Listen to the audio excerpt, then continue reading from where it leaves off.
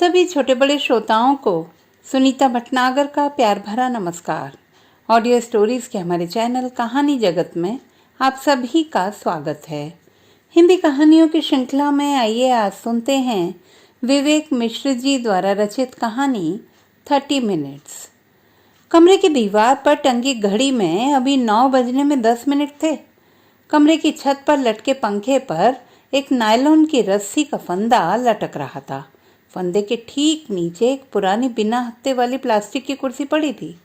सामने स्टूल पर रखी स्टॉप वॉच तेजी से दौड़ रही थी। वह उल्टी भाग रही थी।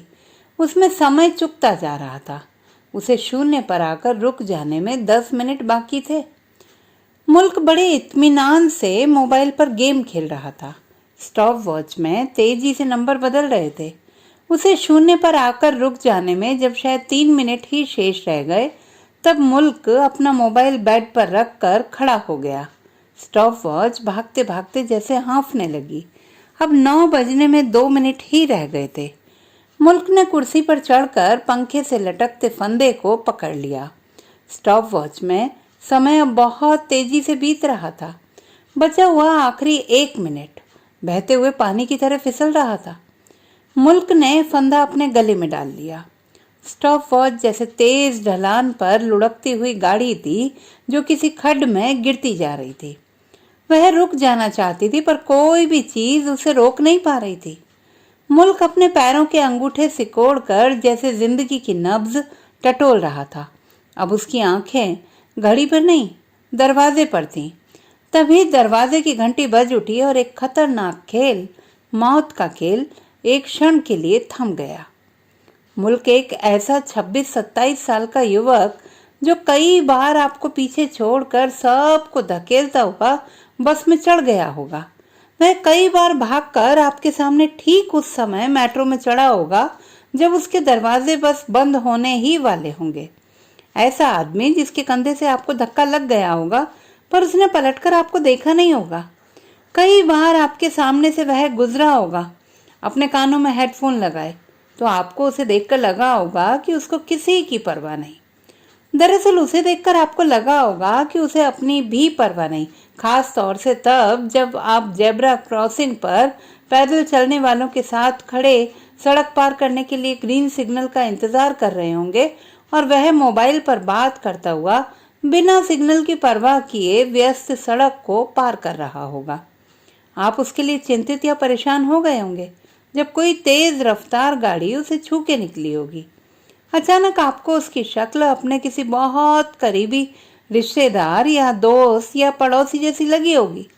आपने यह भी सोचा होगा कि इसे लगता है कि यहाँ किसी को इसकी परवाह नहीं, जबकि आप साथ साधे उसे तब तक देखते रहे होंगे जब तक कि उसने सड़क पार नहीं कर ली होगी। हाँ, बिल्कुल बिल्कुल, अब याद आया आपको? मैं उसी मुल्क की बात कर रहा हूँ। उसी का कमरा पूर्वी दिल्ली के लक्ष्मी नगर इलाके में है। आसमान से देखें तो पूर्वी दिल्ली में प्रवेश करते हुए विकास मार्ग के दोनों ओर बसे घनी आबादी वाले इलाके लक्ष्मी नगर और शकरपुर ऐसे लगते हैं मानो किसी पेड़ के मोटे तने पर मधुमक्खियों के 2 बड़े बड़े छत्ते लगे हों। यहाँ से हजारों लोग सुबह जत्थों में निकलकर पूरी दिल्ली में फैल जाते हैं। सुबह से शाम तक ये इलाके इसी तरह भीड़ से बजाते रहते। रात में बत्तियां जलने पर तो लगता है जैसे करोड़ों जुगनू इन छतों पर आ बैठे। एक बड़े अजगर सी दिखने वाली मेट्रो एक विशाल पेड़ के इस मोटे तने जैसे दिखने वाले इस रास्ते के ऊपर बने पुल पर दिन भर यहाँ से वहां रेंगती रहती है। थोड़ी थोड़ी देर में यह अपने बीसियों मुंह खोलकर हजारों लोगों को अपने भीतर लीलती और फिर बाहर उगल देती है। विकास मार्ग पर पूरब की ओर जाने पर बाईं ओर पड़ने वाला इलाका कुछ ज्यादा बड़ा सकरी गलियों और घनी आबादी वाला है। यही लक्ष्मी नगर है। इसी की एक सकरी गली के आखिर में एक 50 फुट के प्लाट पर बनी 5 मंजिला बिल्डिंग की 4थी मंजिल का एक दड़बे नुमा कमरा मुल्क का कमरा है। मुल्क लगभग रोज ही 8 बजे अपने कमरे पर लौट आता है। आज भी जब वह लौटा तो वही समय था। उसने आते ही कमरे की बत्ती जला दी। रोशनी होने पर जो दुनिया सामने उजागर हुई उसमें सबसे पहले देखी जा सकने वाली चीज़ों में दरवाजे के सामने दीवार पर टंगी घड़ी और उसी के नीचे एक स्टूल पर रखी स्टॉप वॉच थी, जिसमें मिनट के स्थान पर 30 और सेकंड के स्थान पर 2 शून्य रुके हुए थे। मुल्क ने अपना लैपटॉप बैग बेड पर फेंक कर कमरे का दरवाज़ा चौखट से भिड़ाया और बेड पर पड़ी मुछड़ी और सीली तौलिया उठाकर कमरे से जुड़े बाथरूम में घुस गया। बाथरूम से निकलने पर मुल्क के थके चेहरे पर एक विचित्र सी विस्मित कर देने वाली चमक आ गई थी। वह अपने अकेलेपन में बहुत खुश लग रहा था। उसने बाहर निकलते ही एक नंबर डायल किया। दूसरी ओर से आवाज आई, न्यू पिज्जा सेंटर। मुल्क ने ऑर्डर दिया, 1 चिकन पिज्जा विद एक्स्ट्रा चीज। पता लिखिए, D4 131 street number 8, Ramesh park, Laxmi Nagar. अभी टाइम हुआ है 8:30, डिलीवरी टाइम 9 PM। फ़ोन काटने से पहले ही मुल्क ने स्टॉप वॉच का बटन दबा दिया। स्टॉप वॉच में नंबर सरपट भागने लगे। जैसे जैसे घड़ी में समय बढ़ता, स्टॉप वॉच में समय कम होता जाता। मुल्क के चेहरे पर आई चमक को उसकी आंखों के चारों ओर बने काले घेरे धीरे धीरे मलिन करने लगते।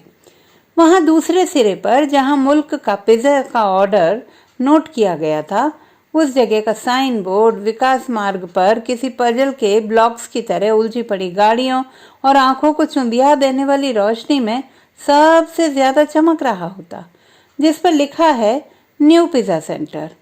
उस बोर्ड पर बड़े बड़े अक्षरों में यह भी लिखा है, pizza in 30 minutes at your place.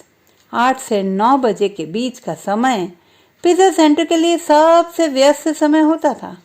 इस समय पिज्जा सेंटर की सारी टेबलें भरी रहती। वहां जाकर लगता जैसे शहरों में रोटी खाना किसी बीते समय की बात हो चली है। कुछ लोग बाहर खड़े अपनी बारी का इंतजार करते रहते हैं। होम डिलीवरी के ऑर्डर बुक करने के लिए एक काउंटर अलग से बना है, जिस पर एक लाइन से कई फोन रखे हैं जो लगातार बजते रहते हैं।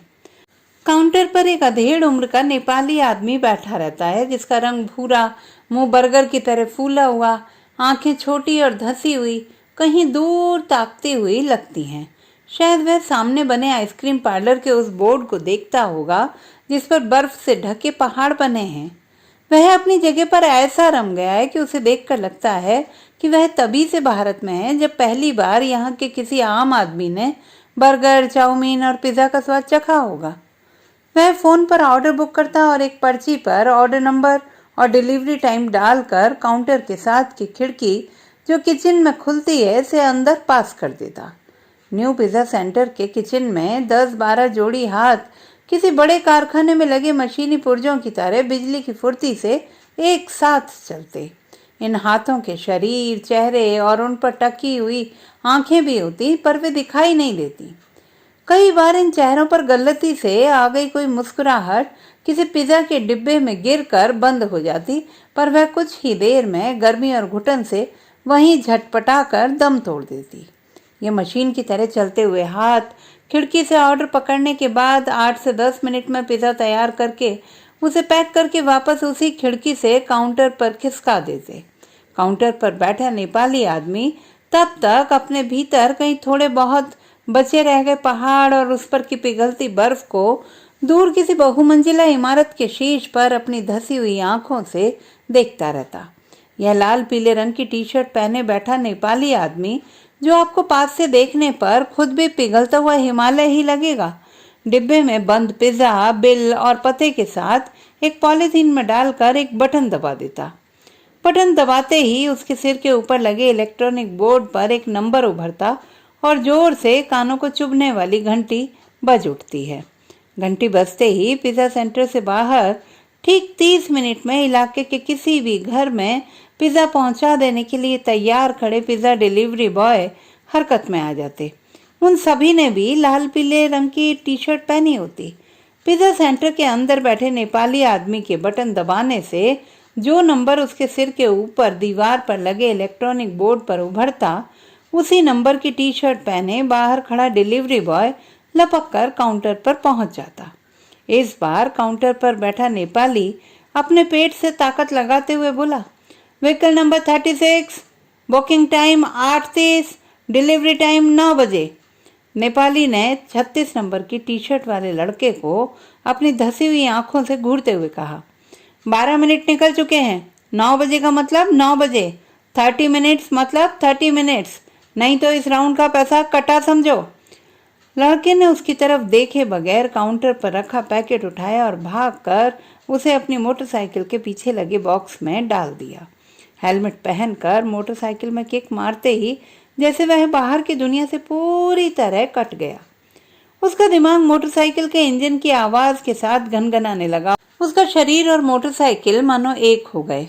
उसे आगे से सफल डिलीवरी पर मिलने वाले इंसेंटिव के लालच और पीछे से असफल डिलीवरी पर ऑर्डर की पूरी कीमत उसकी तनख्वाह से काटे जाने के डर की कील एक साथ चुभने लगी।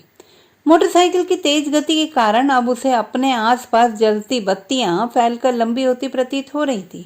आसपास तैरती ट्रैफिक की आवाजें धीरे धीरे तीखी और नुकीली होती जा रही थी। वह लगभग उड़ता हुआ अंधेरों और रोशनियों के बीच से मधुमक्खी सा भिन भिनाता हवा में तैर रहा था। वह केवल उस पते को देख पा रहा था जिस पर उसे 30 मिनट में पहुंचना था। मुल्क गले में रस्सी का फंदा डाले स्टूल पर खड़ा अपने पैर के अंगूठे को सिकोड़कर अभी जिंदगी की आखिरी धड़कन को टटोल पाता। दरवाजे पर देखते हुए उसकी आंखें आखिरी बार झपक पाती उससे पहले ही दरवाजे की घंटी बज गई थी। घंटी बजते ही स्टॉप वॉच में समय चुक गया। 30 मिनट से शुरू हुई घड़ी में समय शून्य हो गया। दीवार पर लगी घड़ी ने भी उसी क्षण 9 बजने का ऐलान कर दिया। मुल्क खुशी और उन्माद से अपने गले से फंदा उतारते हुए बोला, कमिंग। फिर धीरे से बुदबुदाया, आई हैव वन अगेन। फिर से घड़ी हार गई, मौत हार गई। Now I can live another day. मुल्क ने मुस्कुराते हुए दरवाजा खोलकर पिज्जा लिया, पैसे दिए और दरवाजा बंद कर लिया। उसका ये खेल अजीब है ना? शायद अब अगर वह आपको मिले तो आप उससे बात करना चाहेंगे। ऐसा नहीं है कि मुल्क से आपकी पहले कभी बात नहीं हुई होगी, जरूर कभी ना कभी। 5 साल से टेलीकॉलर की जॉब करते हुए उसने आपको मोबाइल, क्रेडिट कार्ड या फिर किसी फ्लैट की बुकिंग के लिए फ़ोन किया होगा। उसने अपने बीए ऑनर्स के दूसरे साल में ही कॉलेज छोड़कर नोएडा में एक कॉल सेंटर में नौकरी कर ली थी।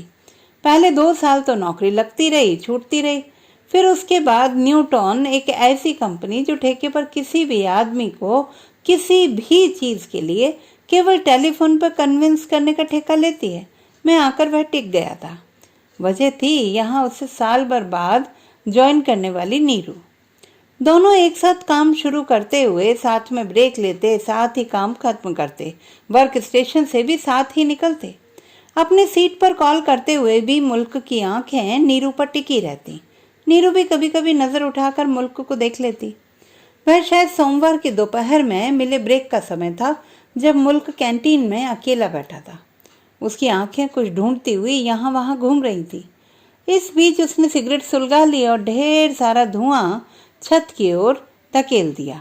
उसकी उंगलियां टेबल पर पड़े लाइटर से खेल रही थी। तभी लंबी पतली उंगलियों वाले खूबसूरत हाथ ने टेबल पर घूमते हुए लाइटर को रोक दिया था। यह नीरू थी। नीरू ने मुल्क के सामने अपने मोबाइल का इनबॉक्स खोलकर रख दिया। What the hell is this?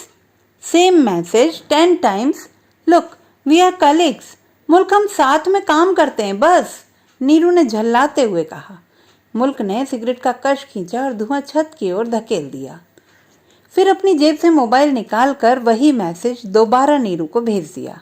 Neeru के मोबाइल में मुल्क के मैसेज के रिसीव होने की घंटी बजी। मुल्क नीरू को देखकर मुस्कुरा दिया। नीरू झुंझला गई। उसने अपना मोबाइल उठाया और मुल्क की ओर देखकर कहा, यू आर इम्पॉसिबल। फिर पलटकर चली गई। मुल्क की आंखें दूर तक उसका पीछा करती रहीं। नीरू चली गई, मुल्क वहीं बैठा रहा।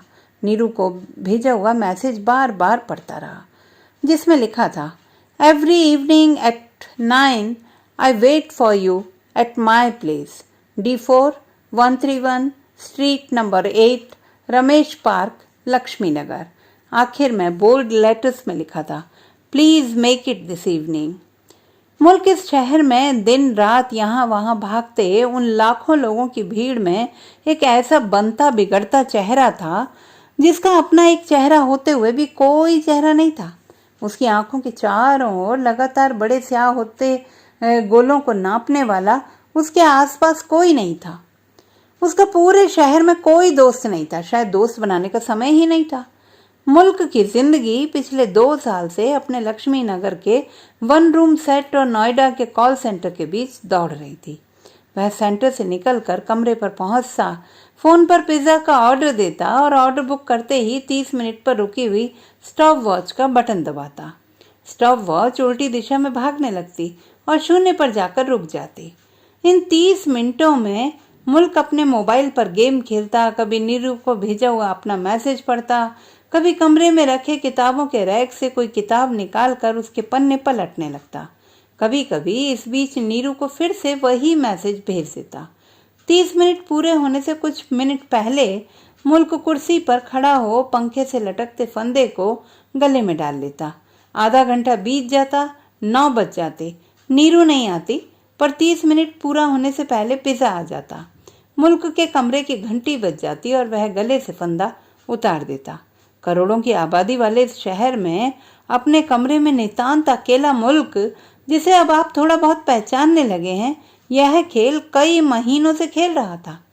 वह अभी तक इस खेल में जीतता आ रहा था।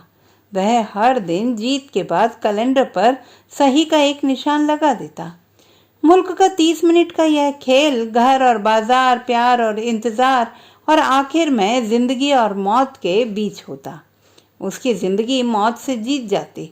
हर बार 30 मिनट से पहले ही घंटी बज जाती। नीरू तो नहीं आती, पर पिज्जा 30 मिनट पूरे होने से पहले आ जाता। मुल्क ने आज भी अपने नियत समय पर पिज्जा का ऑर्डर कर दिया।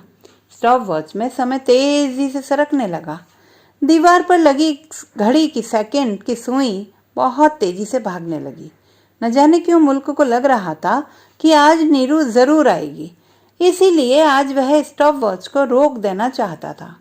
पिछले 7-8 महीनों से नीरू मुल्क के मैसेज के आते ही उसे अपने मोबाइल से डिलीट करती आ रही थी। उसने कभी मुल्क के मैसेज का जवाब नहीं दिया था, पर अब उसे मुल्क पर गुस्सा नहीं आता था। वह फरवरी का महीना था। धीरे धीरे कम होती सर्दी में वसंत की महक मिलने लगी थी। उस दिन शाम 7 बजे अपने ऑफिस से निकलकर नीरू नोएडा के सेक्टर 18 के बस स्टॉप पर खड़ी थी। आज वह बार बार कोशिश करने पर भी मुल्क का मैसेज अपने मोबाइल से डिलीट नहीं कर पा रही थी। उसने हमेशा की तरह आज भी उसे कई बार खोलकर पढ़ा था, पर आज घर जाने से पहले वह उसे मिटा नहीं पा रही थी। उस मैसेज का एक एक शब्द जैसे नीरू के बदन पर रेंगता हुआ उसे गुदगुदा रहा था। आज पहली बार उसने मुल्क के मैसेज का जवाब देने का मन बनाया था, पर उसकी उंगलियां कुछ भी टाइप नहीं कर सकी थी। आज बार बार मुल्क की जादुई आंखें नीरू के सामने आ रही थी। नीरू के भीतर आज जो कुछ भी चल रहा था उससे वह असहज हो उठी थी, पर आज उससे गुस्सा नहीं आ रहा था। वह अकेली खड़ी खड़ी मुस्कुरा रही थी। तभी उसके मोबाइल पर मैसेज रिसीव होने की घंटी बज उठी। मुल्क का ही मैसेज था। आज पहली बार उसने उस मैसेज के रिसीव होते ही बड़ी बेसब्री से उसे खोला था।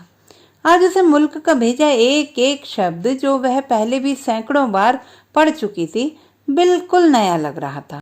उसके मैसेज के आखिरी शब्द please make it this evening mobile से निकलकर उसके चारों तरफ लगे बड़े बड़े ग्लो साइन बोर्डों पर चमकने लगे थे। अपने पागलपन पर नीरू मन ही मन हंस रही थी।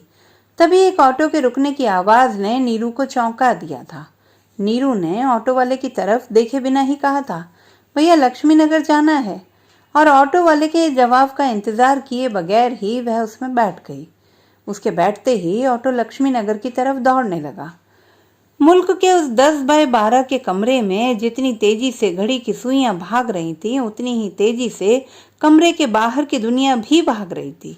उसी में घनघनाती हुई भाग रही थी पिज्जा डिलीवरी बॉय की मोटरसाइकिल और वह ऑटो जिसमें नीरू सवार थी। 30 मिनट पूरे होने में 3 मिनट बाकी थे। मुल्क कुर्सी पर खड़े होकर पंखे से लटकते फंदे से खेल रहा था। नीरू का auto street number 8 plot number 131 के आगे रुका तो उसकी आंखों के सामने मुल्क के अनगिनत एसएमएस तेजी से गुजरने लगे, जिसमें लगभग हर मैसेज में उसने अपना पता लिखा था। नीरू को लगा जैसे वह इस समय इस जगह को पहले से ही जानती है। मुल्क की बड़ी बड़ी जादुई आंखें आज आखिरकार उसे यहाँ तक खींच लाई थी। उसके पैर जैसे खुद ब खुद सीढ़ियां चढ़ने लगे थे। वह बिना वजह ही मुस्कुरा रही थी, पर उसने तो सोचा था कि वह मुल्क से मिलेगी तो बिल्कुल नहीं मुस्कुराएगी। वह उसे बहुत डांटेगी, फिर थोड़े प्यार से समझाएगी। आखिर ऐसा पागलपन क्यों, किस लिए, कब तक चलेगा ऐसा? पर वह तो मुस्कुराई जा रही थी। कोई चुंबक उसे खींचे लिए जा रही थी। उसने घुमावदार सीढ़ियों से ऊपर की ओर देखा तो सामने दरवाजे पर लिखा था D4131। उसके भीतर कुछ तेजी से पिघल रहा था। उसके मुंह का स्वाद बदल गया था। उसके हाथों के महीन सुनहले रोए खड़े हो गए थे। D4131 उसके सामने था। 9 बजने में 1 मिनट बाकी था। इस पते को वह अच्छी तरह जानती थी। फिर भी तेजी से लगभग दौड़ते हुए सीढ़ियां चढ़ते एक पिज्जा डिलीवरी बॉय को रोककर उसने पूछा था, D4131 यही है? लड़के ने हड़बड़ी में कहा, हाँ, D4131 का ही ऑर्डर है। नीरू के चेहरे की मुस्कान जैसे उसके पूरे शरीर में फैल गई। नीरू ने कहा, ऑर्डर मुझे दे दीजिए, मैं D4131 में जा रही हूँ। नीरू ने पिज्जा लेकर थैंक्स कहकर और एक बड़ी सी मुस्कुराहट के साथ उसके हाथों में पैसे थमा दिए। लड़के ने बचे हुए पैसे वापस देने चाहे, पर नीरू ने संक्षिप्त सा जवाब दिया, इट्स ओके। लड़का खुश था। वह लगभग कूदता हुआ सीढ़ियों से नीचे उतर गया। नीरू का दिल जोरों से धड़क रहा था। उसने दरवाजे पर लगी घंटी बजानी चाही, पर उसकी उंगलियों ने जैसे उसकी बात मानने से इनकार कर दिया। उसने अपना कांपता हुआ हाथ दरवाजे पर रख दिया, मानो भीतर बैठे मुल्क की धड़कनें हाथ से टटोल लेना चाहती हो। नीरू के दरवाजे पर हाथ रखते ही दरवाजा अपने आप खुल गया। मोटी मोटी किताबें रैक में एक दूसरे के कंधे पर सिर टिकाए खड़ी थी। उनकी अब किसी को जरूरत नहीं थी। सालों से घूमती हुई घड़ी की सुइयां अभी भी घूमती जा रही थीं, पर वहां उनकी गति को तोलने वाला कोई नहीं था। स्टॉप वॉच शून्य पर आकर रुक गई थी। कमरे के भीतर का आकाश स्थिर हो गया था। कमरे के भीतर किसी एक पल ने एक लंबी सांस लेकर उसे अपने भीतर रोक लिया था। कमरे की हर एक चीज उस पल के सांस छोड़ने का इंतजार कर रही थी, पर उस पल ने सांस नहीं छोड़ी। उस पल का उस सांस के साथ यकायक इस पृथ्वी से लोप हो गया था। वह पल, वह सांस किसी एक घड़ी में किसी पुच्छल तारे से चमक कर अंतरिक्ष में विलीन हो गई थी। दीवारों पर झूलती परछाइयां धीरे धीरे टूट कर गिरने लगीं, पर मुल्क का शरीर जमीन से 2.5 फुट ऊपर झूलता ही रहा। नीरू मुल्क की बड़ी बड़ी जादुई आंखों को एकटक देख रही थी। मुल्क की आंखें कमरे के बीचों बीच हवा में तैर रही थीं। उन काली आंखों में अनंत विस्तार लिए हुए एक ब्लैक होल था, जो कमरे के भीतर की हर एक चीज को अपने भीतर खींच रहा था। नीरू भी किसी बेजान वस्तु सी उस ब्लैक होल में खींची जा रही थी। न्यू पिज्जा सेंटर के काउंटर पर गूंजती फोन की घंटियां तेज हो गई थीं। ट्रैफिक का शोर और भी ज्यादा तीक्ष्ण और कानों के पर्दे फाड़ देने वाला हो गया था।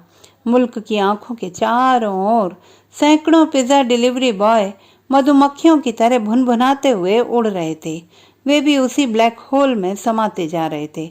तभी नीरू के मोबाइल पर मुल्क का कुछ मिनटों पहले भेजा हुआ वह मैसेज रिसीव हुआ, जो आसमान के रास्ते में कहीं कुछ देर के लिए फंस गया था, जिसके आखिर में लिखा था, please make it this evening. पर अपने होशो हवास खो चुकी नीरू उसे पढ़ नहीं पाई थी। तो दोस्तों, ये थी हमारी आज की कहानी।